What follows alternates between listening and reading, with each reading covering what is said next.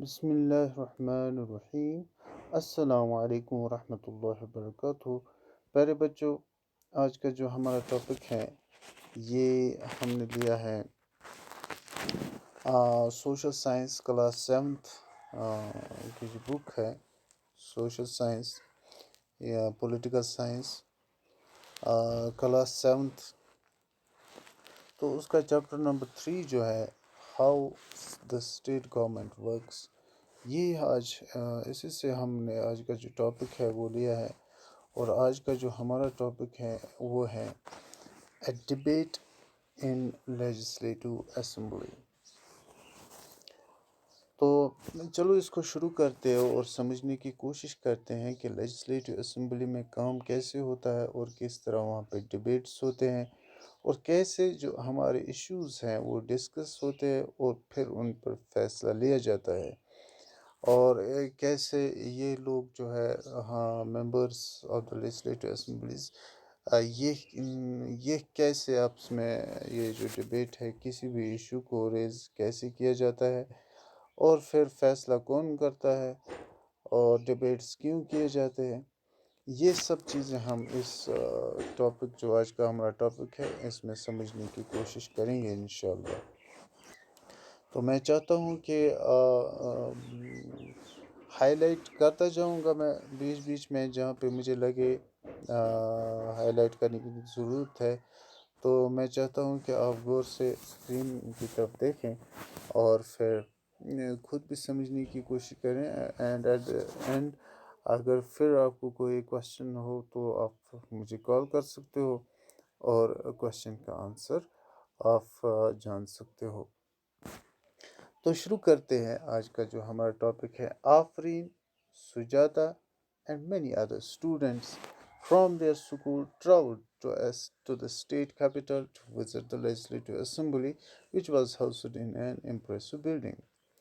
تو یہاں سے ہمیں یہ پتہ چلتا ہے کہ یہ کچھ اسٹوڈنٹس ہیں، آفرین، سجاتا اور ان کے ساتھ اور بھی بہت سارے اسٹوڈنٹس ہیں، اور ان کو وزٹ کرنا ہوتا ہے لیجسلیٹو اسمبلی، اور پھر جب یہ وہاں پہ پہنچ جاتے ہیں تو یہ جب لیجسلیٹو اسمبلی کی بلڈنگ کو دیکھتے ہیں تو یہ بہت ہی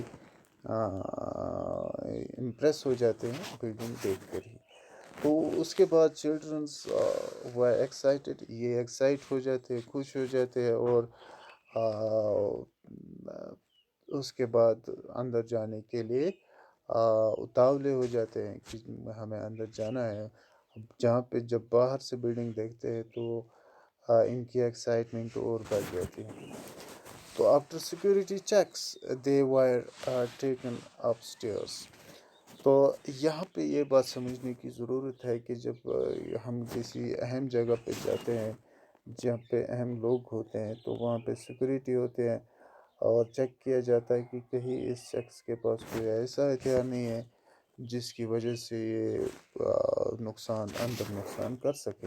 تو اس وجہ سے یہاں پہ ان کی سیکورٹی چیک کی گئی، ان کو چیک کیا گیا اور پھر ان کو اندر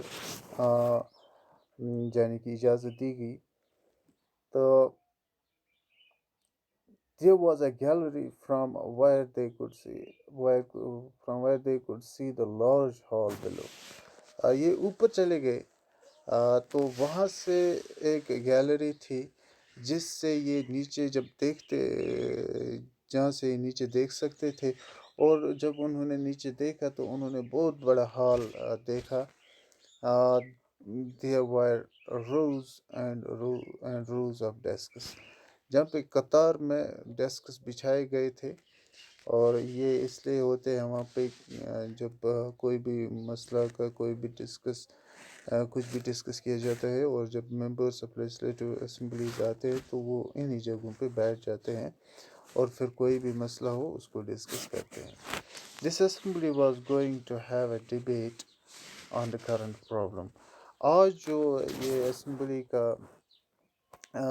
ڈیبیٹ ہونے جا رہا تھا، کوئی کرنٹ پرابلم تھی، وہ ہم بعد میں دیکھیں گے کہ اس وقت ان کو کیا پرابلم تھی جو ان کو ڈسکس کرنی تھی۔ تو آج یعنی جس دن یہ اسٹوڈنٹس وہاں پہ گئے تو انہوں نے وہاں پہ ڈیبیٹ ہونے والا تھا During this time, MLAs can express their opinion and ask questions related to the issue and give suggestions about what should be done by the government. Those who wish to can respond to this. تو جب یہ debate ہو جائے گا تو یہاں پہ M L as کو حق ہے کہ وہ اپنا اوپینین سامنے رکھ سکتے ہیں، کوشچن گورنمنٹ کو کوشچن کر سکتے اور سجیشنز بھی دے سکتے ہیں. کوئی بھی جو اس وقت ایشو ڈبیٹ کیا جائے گا تو اس کے بارے میں وہ لیبل سجیشنز بھی دے سکتے ہیں، اپنا اوپینین بھی رکھ سکتے ہیں، کرٹیسائز بھی کر سکتا ہے گورنمنٹ کو. تو یا یہ بھی کہہ سکتے کہ گورنمنٹ کو کیا کرنا چاہیے تھا اور کیوں کرنا چاہیے تھا. تو اس کے بعد اگر یہ کوشچنز ان کو لگے کہ ان کا جواب دینا ضروری ہے تو اس کے بعد ان کوشچنز کا آنسر بھی وہاں سے دیا جائے گا.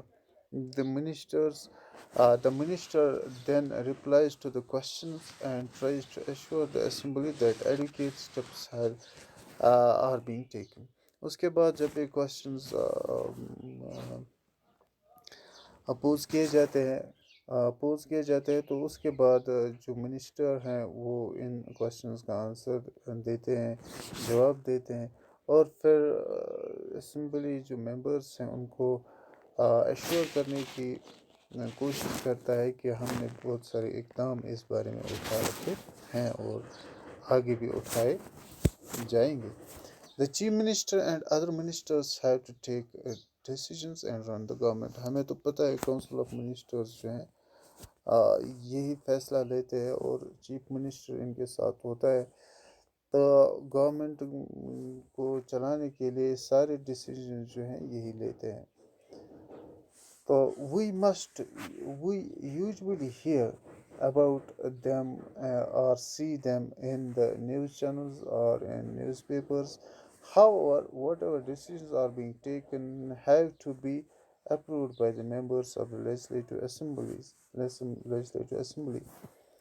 تو یہاں پہ ہم یہ بھی جانتے ہیں کہ اب جو بھی ہم لیجسلیٹو اسمبلی میں ہوتا ہے یہ ہم یا تو پیپر میں دیکھتے ہیں یا پھر نیوز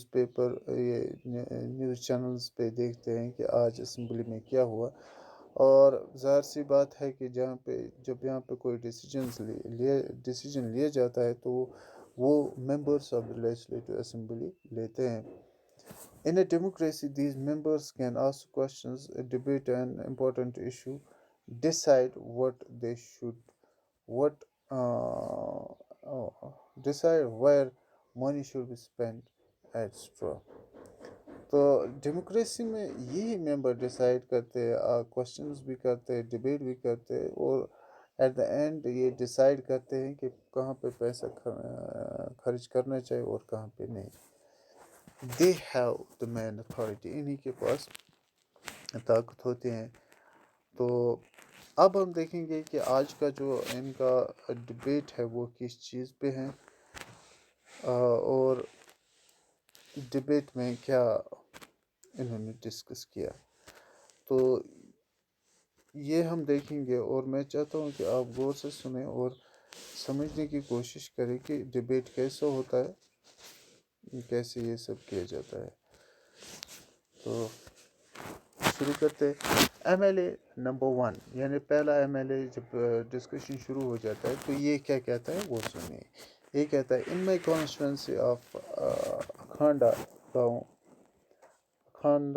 گاؤں during the last 3 weeks there were 15 deaths because of diarrhea. I think it is shame that this government has not been able to check the situation of a simple problem like diarrhea while proclaiming itself to be a champion of technology. I would call the attention of the minister in charge of health to take immediate measures to control the situation. پہلا والا M L اے کہتا ہے کہ میری constituency جو ہے وہ اکھانڈا گاؤں ہے، تو وہاں پہ پچھلے 3 ہفتوں میں 15 بچے مر گئے، 15 لوگ مر گئے. اور مجھے شرم آتی ہے اس وقت گورنمنٹ ہے ان کے لیے یہ شرم کی بات ہے کہ وہ ایک چھوٹی سی پرابلم لائک ڈائریا کو بھی حل نہیں کر پا رہے ہیں اور اپنے آپ کو चैंपियन कहते हैं टेक्नोलॉजी का। तो साथ ही में ये भी कहता है कि मैं चाहता हूँ कि जो इस हेल्थ मिनिस्टर है वो इस के बारे में ज़रूरी इकदाम उठाए और इस सिचुएशन को कंट्रोल करे। फिर दूसरा एमएलए क्या बोलता है, my question is why are government hospitals in such a bad situation, why is the government not appointing proper doctors and other medical staff in the district? I would also like to know how the government plans to deal with this situation, which is affecting a large number of people and is also spreading. This is an epidemic. तो दूसरा कहता है कि मेरा question जो है government को वो ये है कि हॉस्पिटल्स की बहुत बुरी हालत है और ये क्यों है। तो गवर्नमेंट क्यों ऐसा नहीं करता कि अच्छे डॉक्टर्स और अच्छा मेडिकल स्टाफ जो है अपॉइंट करे। और मैं ये भी जानना चाहता हूँ कि गवर्नमेंट ने कौन से प्लान्स बनाए हैं इस सिचुएशन को कंट्रोल करने के लिए। और ये बीमारी जो है इस वक्त एक वबा की शक्ल में हमारे सामने खड़ी हो गई हैं और इस बारे में गवर्नमेंट के क्या प्लान्स हैं। तीसरा एमएलए कहता है my constituency of टोलपति too has a serious shortage of water. Women travel up to 3 to 4 kilometers to collect water. How many tankers have been put into service to supply water? How many wells and ponds have been cleaned and disinfected? तीसरा MLA कहता है कि मैं भी अपनी constituency toll पट्टी इसकी constituency ये अपनी कॉन्स्टिट्यूंसी के बारे में बता रहा है कि वहाँ पे बहुत पीने के पानी की किल्लत है और जो औरतें हैं उनको 3 से 4 किलोमीटर जाना पड़ता है, बहुत दूर, यानी 3 से 4 किलोमीटर दूर जाना पड़ता है ताकि वो पानी हासिल कर सके। और इस बारे में गवर्नमेंट ने क्या इकदाम उठाए, कितने जो तालाब है और कितने जो कुएँ हैं उनको डिसइंफेक्ट किया है, यानी उनके पानी को साफ़ किया है। और टैंकर्स कितने अवेलेबल रखे हैं इन लोगों के लिए। तो उसके बाद चौथा एमएलए जो है, I think my colleagues are exaggerating the problem. The government has taken steps to control the situation. Water tankers have been put into service. ORS packets are being distributed. The government is doing everything possible to help the people. चौथा है मेरे क्या आता है कि ये जो मेरे दोस्त है अभी डिस्कस कर रहे थे कि हमारे साथ ये प्रॉब्लम है, यहाँ पे डायरिया की ये प्रॉब्लम है। तो ये लोग मुझे लगता है कि प्रॉब्लम मतलब कुछ ज़्यादा ही बोल रहे हैं। हालांकि गवर्नमेंट ने इसके बारे में बहुत सारे इस प्रॉब्लम को कंट्रोल करने के लिए बहुत सारे इकदाम उठाए। वाटर टैंकर्स इस्तेमाल किए जा रहे हैं और ORS पैकेट्स जो है वो डिस्ट्रीब्यूट किए जाते हैं ताकि डायरिया की प्रॉब्लम दूर हो सके। और गवर्नमेंट हर कोई मुमकिन कोशिश करने में लगा हुआ है और आगे भी वो ताकि लोगों को मदद मिल सके।